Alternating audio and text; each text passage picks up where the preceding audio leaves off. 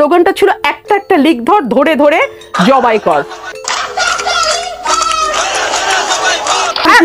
এক সেকেন্ড, আপনি আমাকে বলেছেন আওয়ামী লীগ আমার বন্ধু হতে পারে। আপনারা 36 দিন আওয়ামী লীগের বন্ধু হয়েছেন না শত্রু হয়েছেন না কি হয়েছেন বলতে পারবো না, তবে আমরা মনে করি বাংলাদেশে ভিন্ন মতের রাজনীতি থাকবে, থাকতে হবে, এবং ভিন্ন মতের রাজনীতির কোএক্সিস্টেন্সটার নামই হচ্ছে গণতন্ত্র। কোন ভিন্ন মত? এটা সেটা ভিন্ন মতটা কোনটা? সেটা সেই ব্যাখ্যা তো আপনাকে আমি দেব না। এটা তো টকশোর ব্যাখ্যা দিবেন না। আপনার বয়স যেমন আপনি বলতে, এটা ব্যক্তিগত প্রশ্ন, আমি সেই উত্তর কেন দিব? ব্যক্তিগতভাবে বললেন আওয়ামী লীগ আমার বন্ধু হতে পারে। আমার বয়স কত? আপনি যেমন বলতে পারেন আপনি আমার বন্ধু হতে পারে, তো এটা মিডিয়াতে জিজ্ঞাসা করতে পারেন আমার বন্ধু হতে পারে। আওয়ামী লীগের ডিসকাশনে আপনাকে প্রশ্ন করতেই পারি যে আওয়ামী লীগের ডিসকাশনে আমি জিজ্ঞাসা করতে ছিল সম্ভবত তখন থেকেই আমাদের এই যাত্রা। আর ইন্টারিমটা জনগণ এটার উত্তর দিবে। ইন্টারিমটা কে? মাহফুজ সাহেব আর আসিফ সাহেব আর নাহিদ সাহেব কয়েকদিন আগ পর্যন্ত ইন্টারিমের অংশ ছিল না? ইন্টারিমটা কে যে নাহিদ বের হওয়ার সাথে সাথে মাথায় হাত বুলিয়ে বলে তুমি বাংলাদেশের পরবর্তী প্রধানমন্ত্রী? এই ইন্টারিমটা কে যাদের পিএস স্টুডেন্ট অবস্থায় ঢুকে, মানে স্টুডেন্ট অবস্থায় উপদেষ্টা হওয়ার পর পিএস 8 মাসে 400 কোটি টাকা নিয়ে বাইর হয়? এই ইন্টারিমটা কারা? ইন্টারিমটা আসলে কাদের নিয়ে হয় যে এই ইন্টারিমের প্রধান আমাদের এনসিপির নেতাদের পিছনে হাত দিয়ে বলে, বিদেশি গণমাধ্যমকে সাক্ষাৎকার দিয়ে, যে তোমরা যদি দেশের ভার না নাও তাহলে তো এই জুলাই স্পিরিটটা পানিতেই ডুবে যাবে। এই ইন্টারিমটা আসলে কারা ভাই? বাংলাদেশে কোন নিষেধাজ্ঞা কাজ করে আর কোন নিষেধাজ্ঞা কাজ করে না ওরা বেচারা তো 36 দিন, আর আমাদের তো 17 বছর, আর আমাদের কোনো নেতার 50 বছর। তো সুতরাং এটা তো আসলে কম্পেয়ার করে তো হবে না। একটা লিক ধরে ধরে জবাই কর। তো তাহসিন বলেছিল যে এটা একেবারেই হয়নি, এবং আমি না জেনে বলছি, আমার কানে হয়তো ওটা রয়ে গেছে। বলেছে একটা একটা লিক ধরে ধরে জেলে ভর। না, স্লোগানটা ছিল একটা একটা লিক ধরে ধরে জবাই কর।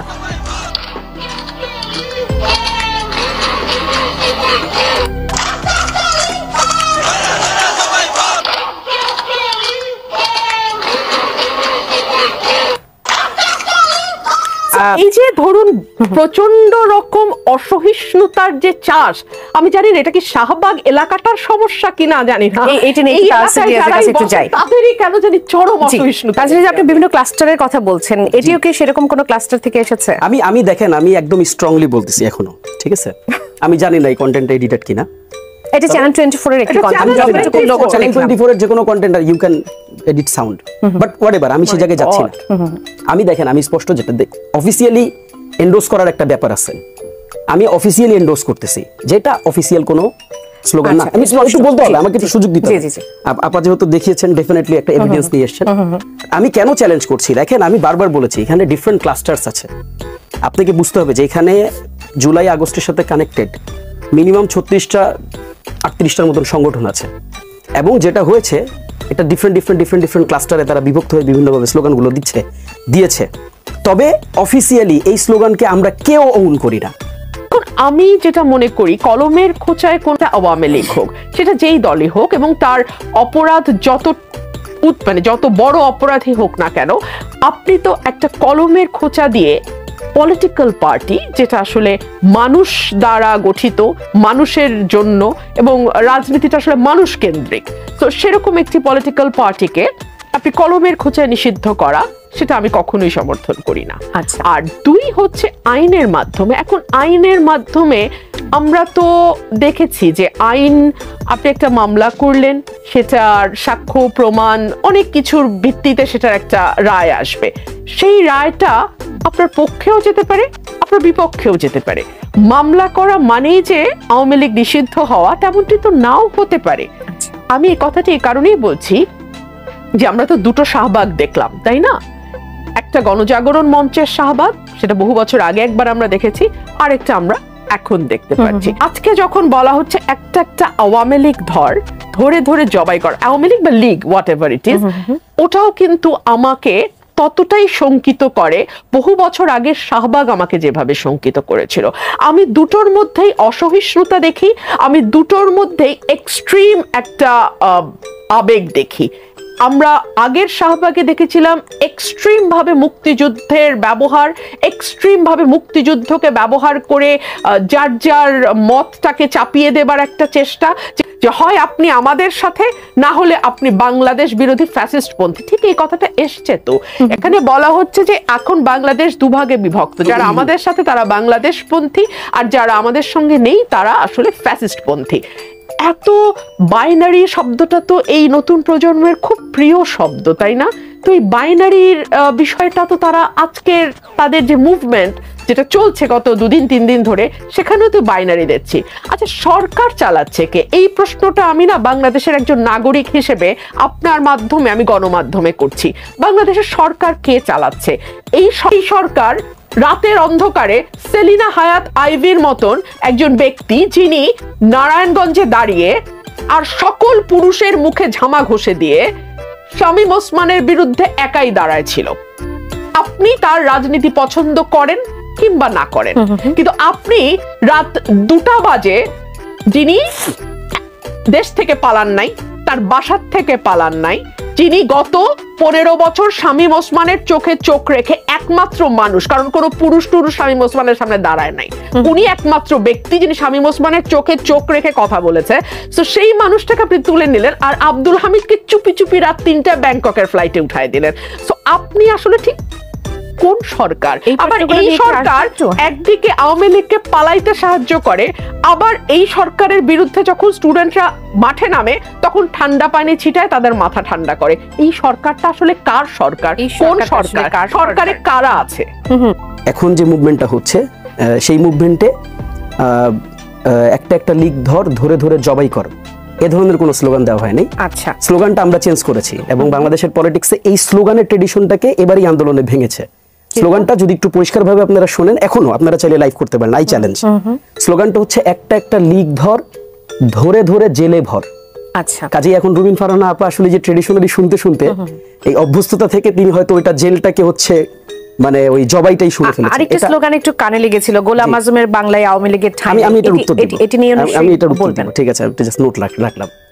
যখন আপনি একটা জায়গায় জমায়েত হন, তখন সাইড বাই সাইড ছোট ছোট আরো অনেকগুলো ক্লাস্টার তৈরি হয়। এটা খুব মানে চরম। আপনারা যারা আন্দোলন দেখেছেন, এত বছর কভার করেছেন, মানে আপনাদের এটা অ্যাওয়্যার থাকা উচিত, থাকেন আর কি আপনারা।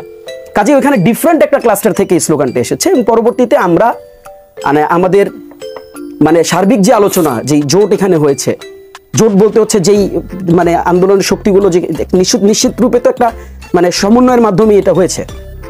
তো যেই সমন্বয়টা হয়েছে, এই সমন্বয়ের মাধ্যমে আমরা যখন তাদের কাছে বলেছি এ ধরনের স্লোগান, কিন্তু আজকে আপনি যদি একটু কভারেজগুলো দেখেন, এ ধরনের কোনো স্লোগান আপনি শুনবেন না। ফ্যাসিবাদ বিরোধী জাতীয় ঐক্যে আমরা এনসিপি কে খুবই অ্যাক্টিভ ভাবে দেখছি। শুরুতে এনসিপির একজন মুখ্য সংগঠক হাসনাত আব্দুল্লাহ, উনি শুরু করেছেন, পরে এনসিপি যুক্ত হয়েছে।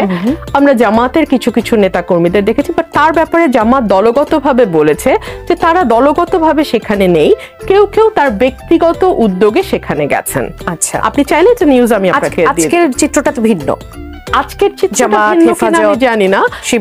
তারা তাদের টপ লিডারশিপ থেকেই বলা হয়েছে যে যারা গেছে তারা গেছে তাদের ব্যক্তিগত উদ্যোগে গেছে, দলগতভাবে তারা সেখানে যুক্ত হয়নি।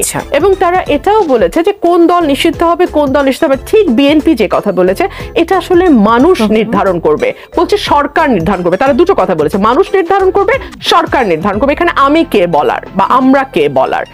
3 হচ্ছে বিএনপি কোথায় যুক্ত হবে আর কোথায় হবে না, এটা বিএনপির দলীয় সিদ্ধান্ত, বিএনপির রাজনীতি, এবং বিএনপি এটার দায়ভার বিএনপি বহন করবে। মানুষ যদি এই কারণে বিএনপির ব্যাপারে কোনো রকম নেতিবাচক মনোভাব ধারণ করে, সেটারও দায় বিএনপিকে নিতে হবে। মানুষ যদি মনে করে না বিএনপি সঠিক সিদ্ধান্ত নিয়েছে এই জমায়েতে না গিয়ে, সেটার বেনিফিটও বিএনপির ঘরেই যাবে। সুতরাং BNP the largest political party in Bangladesh. তো বিএনপি তার পলিটিক্স কিভাবে সাজাবে, কোন সিদ্ধান্ত নেবে, কোথায় যাবে এবং কোথায় যাবে না, তার দায় এবং দায়িত্ব দুটোই বিএনপির। সেই ব্যাপারে আমার মনে হয় না অন্য কোনো দলের বলবার কিছু আছে। রাজনৈতিক পালাবদলের পর যে আশা আকাঙ্ক্ষা আসলে জনগণের মধ্যে ছিল গত 9 মাসে, সেখানে সেই আশা আকাঙ্ক্ষায় অনেকটাই ফাটল ধরেছে, অনেকটাই হতাশা কাজ করেছে।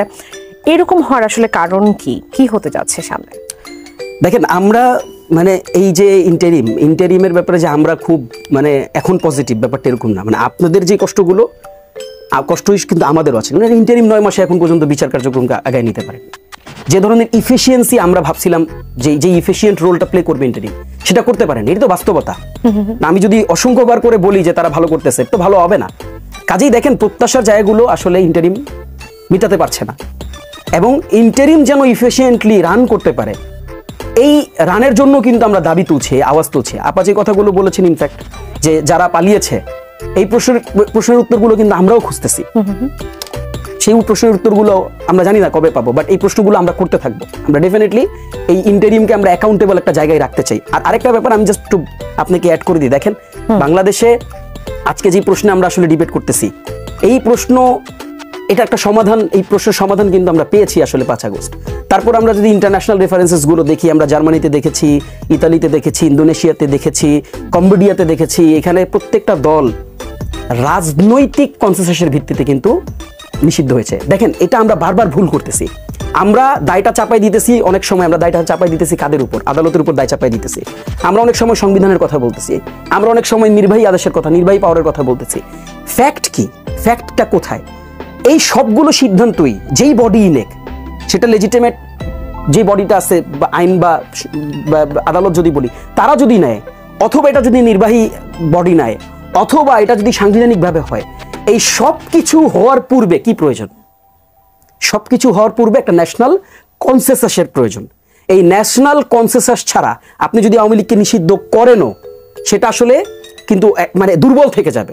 আমাদের প্রশ্নটা কিন্তু এটা। কাজেই দেখেন আমরা একটা কথা বারবার বলেছি, যেহেতু সবগুলো দলই, অলমোস্ট সবগুলো দলই আওয়ামী লীগ নিষিদ্ধের পক্ষে এখন একমত, আমরা বিএনপির কাছে এই উদাত্ত আহ্বানটা আমরা করতে চাই। আমরা এই উদাত্ত আহ্বানটা বা আমরা তাদের কাছ থেকে এই পজিটিভ রেসপন্সটা আমরা এক্সপেক্ট করি। বাংলাদেশের সবচেয়ে বড় গণতান্ত্রিক দল, সবচেয়ে বেশি নির্যাতনের শিকার যে দল, সবচেয়ে বেশি জেলে গিয়েছে যে দলের লোকরা, সবচেয়ে বেশি ক্রসফায়ারের শিকার হয়েছে, গুমের শিকার হয়েছে, সবচেয়ে বেশি মানে আপনার বাইনারি পলিটিক্সের শিকার, সবচেয়ে বেশি যারা মানে বাংলাদেশের মানুষের কাছে রাজনীতি করতে পারে না, যে দলটা, যে দলকে সর্বোচ্চ লেভেলের জুলুমের শিকার করা হয়েছে, সেই দলের সিদ্ধান্ত নিতে হবে। সেই দলকে ধরুন আমি একজন আইনজীবী হিসেবে কেন জানি মামলার কথাই আমার মাথায় আসে। ধরুন আপনি একজন ব্যক্তিকে খুন করতে দেখলেন, নিজের চোখে দেখলেন, আপনি কি সাথে সাথে ওই খুনিকে ধরে নিয়ে আম গাছে ফাঁসি দিয়ে দিবেন? দিতে পারবেন না। তো একটা প্রক্রিয়ার ভেতরে আপনাকে যেতে হবে। অনেক চাক্ষুষ সাক্ষী থাকবার পরেও কিন্তু একটা মামলা দায়ের হয়, বিচারের মধ্যে ঢোকে, সাক্ষী জেরা হয়। অনেক সময় মনে হয় যে এই মামলাতে এত সাক্ষী জেরার প্রয়োজন কি? হয়তো 5 জন সাক্ষী, একটা খোলা বাজারের মধ্যে মার্ডার হয়ে গেছে। আমি ব্রাউনবাড়িয়ার মানুষ, আমাদের এই মামলাগুলো অনেক আসে যে খোলা বাজারের মধ্যে দুই পক্ষের মারামারি হয়েছে, অনেক সাক্ষী, হয়তো একজনকে ওখানে বল্লম দিয়ে মেরেই ফেলেছে। সো এটার জন্য এত সাক্ষী, দিনের পর দিন সাক্ষী, দিনের পর দিন ট্রায়াল কেন চলতে হয়? চলতে হয় এই কারণেই যে একটা দেশের সিস্টেম বা একটা দেশের বিচার, এই প্রতিষ্ঠানগুলো আছেই যাতে কোনো মানুষ চাইলেই যে কোনো কিছু করতে না পারে। হ্যাঁ, বিএনপি এটা বলেছে যে বাংলাদেশের মানুষ আওয়ামী লীগকে চায় না, কিন্তু আওয়ামী লীগকে না চাওয়ার যেই প্রক্রিয়া এবং এটাকে একটা স্থায়িত্ব দেবার বা এটাকে কংক্রিটাইজ করার যে একটা প্রক্রিয়া, সেটার মধ্যে তো আমাদেরকে ঢুকতে হবে। আমরা তো হ্যাঁ নির্বাহী আদেশে হতে পারে, অফকোর্স আমি তো বলেছি নির্বাহী আদেশ is one of the option. বলেছেন যে বিএনপি সবসময় একটা কনফিউজিং পজিশনের মধ্যে আছে। বিচার চাই, এইটা নিয়ে স্পষ্টতা নাই। বিএনপির মধ্যে কেন বিচার চাই? বিচার করে যদি এই যে ধরেন, আচ্ছা আমি চাই, বিএনপি চায় না, এই কথাটা যে আমরা ঠাস করে বলে দেই, আইন থেকে দলের বিচার করা যাবে না। আচ্ছা আইন থেকে দলের বিচার করা যাবে না, এই পোরশনটা যে বাদ দেয়া, এটা কারা বাদ দিয়েছে? কারা বাদ দিয়েছে? সরকার বাদ দিয়েছে, উপদেষ্টা পরিষদ বাদ দিয়েছে। কারা বাদ দিয়েছে আপনি আমাকে প্রশ্ন করার? বিএনপি তো বাদ দেয় নাই, বিএনপি তো সরকারে নাই, সরকারের উপদেষ্টা পরিষদ বাদ দিয়েছে। কথা হচ্ছে যে সরকারের উপদেষ্টা পরিষদের মধ্যে এনসিপির ব্লু হোয়াইট বয়েজরা বসে থাকে, সরকার তাদেরকে পেট্রন করে। এটা আমার আগের সেগমেন্টে বলেছি, আমি আর রিপিট করব না। সো তারপরে তারা যখন বিচারের কথা বলে, তখন তো আসলে আমরা কনফিউজড হয়ে যাই। ওরা যদি কনফিউজ হয়ে যায়, তার চেয়ে অনেক বড় কনফিউজ আসলে তো পরিষ্কার। ধরুন আপনি আমাকে সরকারের অংশ ধরতেছেন, এখন আমি জুলাই প্রোক্লেমেশন চাইছি, দেন নাই। সরকারের অংশ যদি হয়, আমি তো করাই নিতাম এটা। সরকারের অংশ আপনি আমারে বলতেছেন, বিএনপি বলছে প্রোক্লেমেশন হবে না, প্রোক্লেমেশন হয় নাই, সরকার আমার। আচ্ছা আমি একটু বলতে দেন আমাকে। এরপর আমরা বললাম রাষ্ট্রপতিকে সরাইতে হবে, আমরা বললাম হয় নাই, বিএনপি বলছে রাষ্ট্রপতি যেভাবে আছে থাকতে পারে, রাষ্ট্রপতি থেকে গেছে, সরকার আমার। এখন ভাই একটু বলি। আমাকে আপনি বলবেন আমি সরকার, দেখুন। আমি শেষ করি নাই। ফাসিল, একটু আপনি সময় আমাকে দেন, বলবেন শুধু সরকার আপনি বললে হবে? আমি তো আপনার কথায় ঢুকি নাই, আমাকে প্রশ্ন করেন। আমরা এক মিনিট সময় আমি পাবো। আপনাকে জি। ক্লিয়ারলি বলি কেন সরকার তাদের বলা হয়। ধরুন এই যে জুলাই প্রোক্লেমেশন কিংবা রাষ্ট্রপতি অপসারণ, এই সকল কিছু নিয়ে তারা কিন্তু এখনো রাজনীতি করতে পারছে, এবং বৃহত্তম রাজনৈতিক দলগুলোর যে চাওয়া এবং এই সরকারের যে নাম্বার 1 কর্তব্য ছিল একটা রোড ম্যাপ দেওয়া, ইলেকশন কবে হতে যাচ্ছে, কবে হবে, তার কোনো আলোচনার মধ্যে কিন্তু এখন আমরা নাই।